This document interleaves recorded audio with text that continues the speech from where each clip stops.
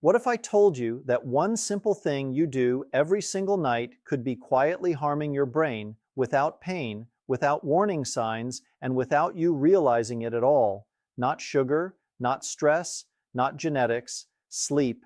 And today I want to talk to you about 5 very common sleep habits that are silently harming senior brain health. These aren't extreme behaviors, they're not obvious mistakes. In fact, most people believe these habits are either harmless or simply part of getting older. But here's the truth that rarely gets explained clearly. Your brain depends on sleep more than any other organ. And when sleep goes wrong, the brain is the first place damage shows up. Stay with me, because one of these habits is so common that nearly every senior I meet thinks it's normal aging, when it absolutely isn't. Let me start with a story I've seen repeated many times. A woman in her early 70s once came into my office frustrated and worried. She told me she felt like her memory was slipping. She would walk into rooms and forget why she was there. She struggled to find words mid-sentence. She felt mentally slower than she used to be, and it scared her. When I asked about her sleep, she said something I hear all the time. "I sleep 8 hours every night, doctor. This must just be age." But here's the part that surprised her. She was spending 8 hours in bed, yes, but her brain wasn't resting properly at all. And that misunderstanding is at the heart of what I want you to understand today. Sleep isn't just about hours. Sleep is when your brain clears waste, locks in memories, repairs nerve connections, and resets emotional balance. When sleep quality breaks down, the brain doesn't get a chance to recover, and over time that shows up as memory problems, brain fog, mood changes, and confusion that many people mistake for aging. Before we go any further, I want you to quietly ask yourself one question. When you wake up in the morning, do you feel refreshed and clear-headed, or do you simply feel relieved that the night is over? That answer tells us more about brain health than most people realize. And with that in mind, let's talk about the first habit that quietly harms senior brains, even though it seems harmless on the surface. The first habit is going to bed at different times every night. Many seniors say, "I'm retired, I don't need a schedule anymore, I just go to bed when I feel tired." That sounds reasonable, but your brain doesn't work that way. Your brain runs on rhythm, not convenience. Inside your brain is a timing system that controls memory formation, emotional regulation, and mental clarity. When bedtime constantly changes, that system never quite knows when to shift into deep repair mode. You might still fall asleep, you might still sleep for hours, but the deepest stages of sleep, the ones that protect memory and thinking, become weaker and shorter. Over time, this leads to morning fog, slower recall, irritability, and that dull mental feeling many seniors struggle to describe. And here's the tricky part.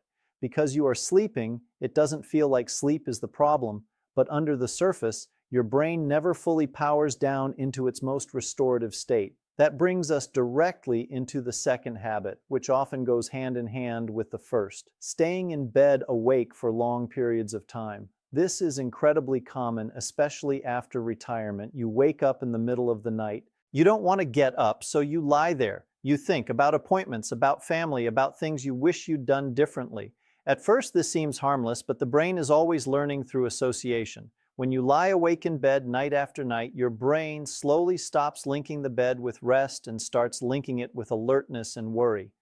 Over time, the bed itself becomes a trigger for mental activity rather than recovery. That leads to lighter sleep, more awakenings, and less time in the deep and dream stages that protect memory and emotional health. Many seniors then notice increased anxiety, even if they've never been anxious before, and they don't realize it's coming from broken sleep conditioning rather than from their personality or life circumstances. Now, here's something important I want you to hold on to as we continue. In just a few days, this pattern can be reversed with one small adjustment that retrains the brain. I'll explain that later, but first we need to talk about a habit that looks responsible and even healthy, but can be surprisingly damaging to senior brain health. The third habit is going to bed too early just to be safe. Many seniors say, "I get tired in the evening, so I go to bed at 7 or 8 o'clock." This feels logical, but being tired and being ready for deep brain sleep are not the same thing. Your brain needs enough wakefulness during the day to build up sleep pressure. When you go to bed too early, the brain often can't stay in deep sleep for long. This leads to early awakenings, broken REM sleep, and shorter dream cycles. Over time, memory consolidation suffers. Learning new things becomes harder. Emotional regulation weakens. And here's the part that surprises most people. This pattern can mimic early cognitive decline even when the brain itself is structurally healthy. In other words, poor sleep timing can look like aging when it's not. I've seen seniors worry deeply about dementia when the real issue was simply that their sleep schedule was working against their brain's biology. Now let's talk about the fourth habit, because this one is subtle, quiet, and incredibly powerful. Exposure to light during the night. Night lights, televisions left on, hallway lights, bathroom lights, and especially phone screens all send a message to the brain that it is not fully night. Light blocks melatonin, the hormone that protects brain cells and signals deep repair. Even small amounts of light, when repeated night after night, interfere with the brain's ability to fully shut down and clean itself. Over time, nighttime light exposure is associated with faster cognitive aging, weaker memory formation, and more confusion upon waking. The most dangerous part is that the light doesn't have to be bright to cause harm, it just has to be consistent. Many seniors believe a little light is safer, but for the brain, darkness is not danger. Darkness is healing. That brings us to the fifth habit, and this one needs to be discussed carefully and respectfully. Using sleeping pills as a long-term solution. Sleep medications can absolutely help in the short term, and for some people they are necessary. But long-term use often changes the structure of sleep itself. Many sleep medications reduce deep sleep and suppress REM sleep, the very stages that protect memory, learning, and emotional stability. The sleep may feel successful because you are unconscious for several hours, but the brain repair that should happen during that time is incomplete. In seniors, this can show up as next-day confusion, slower thinking, memory gaps, and increased risk of falls. What makes this particularly tricky is that people often blame these symptoms on aging, not realizing that the medication intended to help sleep may be quietly interfering with brain health. At this point, you might be feeling concerned, and that's understandable, but I want to pause here and tell you something important. None of these habits mean damage is permanent. The brain is remarkably resilient even later in life. What matters is awareness and adjustment, not fear. What I've shared so far isn't meant to overwhelm you. It's meant to give you clarity, because once you see how sleep habits affect the brain, you can begin to change them in a way that supports memory, focus, and emotional balance instead of slowly working against them. Let me ask you something very important before we move on. What if the memory changes you've noticed aren't permanent at all? What if they aren't simply aging? What if they're signals from a brain that hasn't been getting the kind of sleep it needs to protect itself? In the next part, I'm going to show you exactly how to repair sleep in a way that supports senior brain health, starting with one simple adjustment that most people can make tonight. I'll also explain how to improve sleep quality naturally, even if you've struggled for years. For now, just remember this. Your brain is not failing you. It may simply be asking for better rest. Here's the most hopeful thing I want you to understand as we begin this second part. The brain is not finished growing, adapting, or repairing itself just because you've reached a certain age.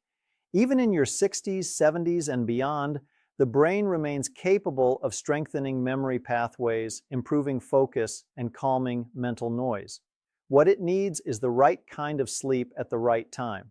When sleep improves, the brain often responds faster than people expect, and that's why fixing sleep habits can feel like turning the lights back on in a room you thought was permanently dim.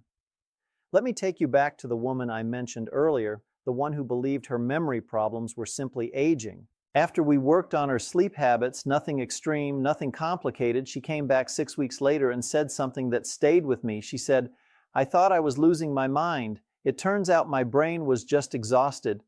Her memory wasn't perfect, but it was noticeably better. Her anxiety had eased, her confidence had returned, and most importantly, her fear had quieted down. That's what better sleep can do.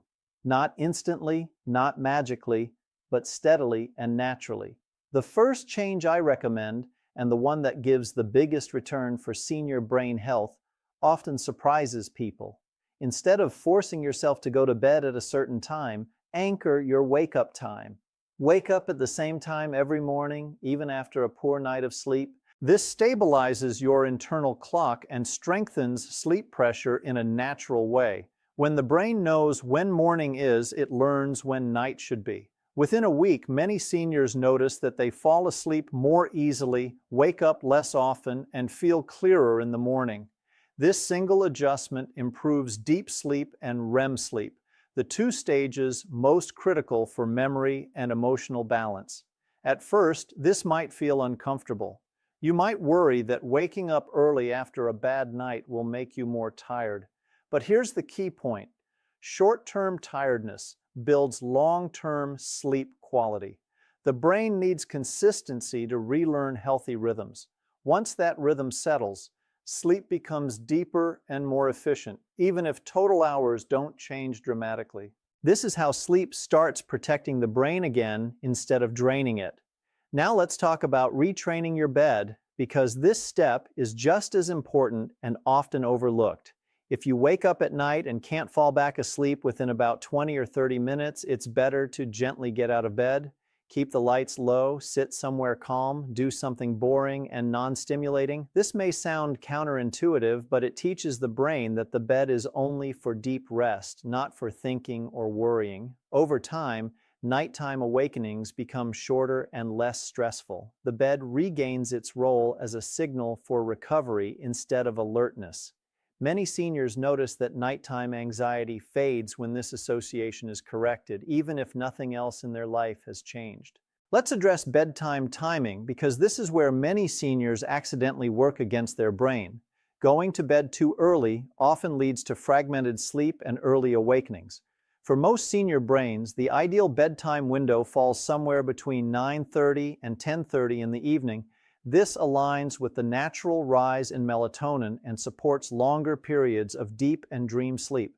You don't need to force yourself to stay up if you're exhausted, but gently shifting bedtime later by 15 minutes every few nights can dramatically improve sleep quality without making you feel deprived. When bedtime matches brain biology, memory consolidation improves and mornings feel less foggy. Nighttime lighting is another area where small changes make a big difference. The goal is not total darkness at the expense of safety, but gentle darkness that protects melatonin. Bright overhead lights signal daytime to the brain, even if they're on for only a minute or two. If you need light at night, use dim, warm-colored lighting placed low to the ground. Red or amber tones are especially gentle on the brain. Avoid phone screens during nighttime awakenings whenever possible. This simple adjustment helps the brain remain in repair mode instead of switching into alertness, and over time it supports clearer mornings and more stable mood.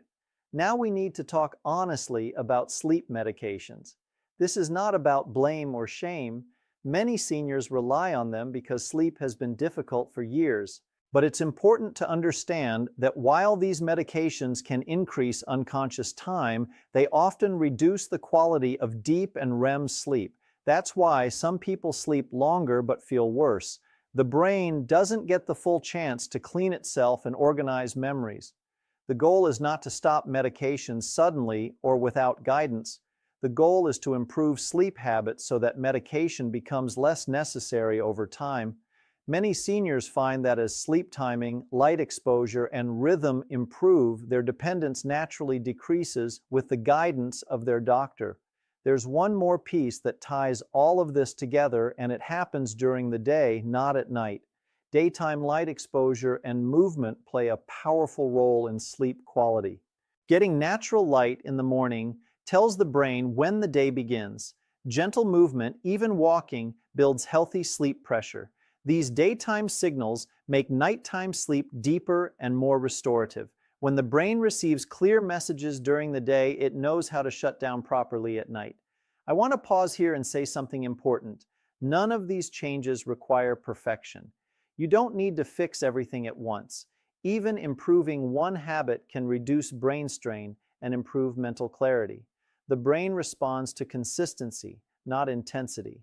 Small steps repeated daily are far more powerful than drastic changes that don't last. If you've been worried about your memory, your focus, or your mental sharpness, I want you to hear this clearly. Poor sleep can imitate aging. It can exaggerate normal changes and make them feel frightening. But when sleep improves, many of those symptoms soften. The brain becomes calmer, thoughts feel less scattered, confidence slowly returns. This doesn't mean sleep fixes everything, but it often reveals how much strength the brain still has. Before we end, I want you to think back to the 5 habits we discussed: irregular bedtimes, lying awake in bed, going to bed too early, nighttime light exposure, long-term reliance on sleep medication. You don't need to judge yourself for any of them. These habits are common because no one explains their impact clearly. What matters now is awareness and choice. So here's my question for you, and I want you to really think about it. Which one of these sleep habits are you willing to start changing tonight to protect your brain?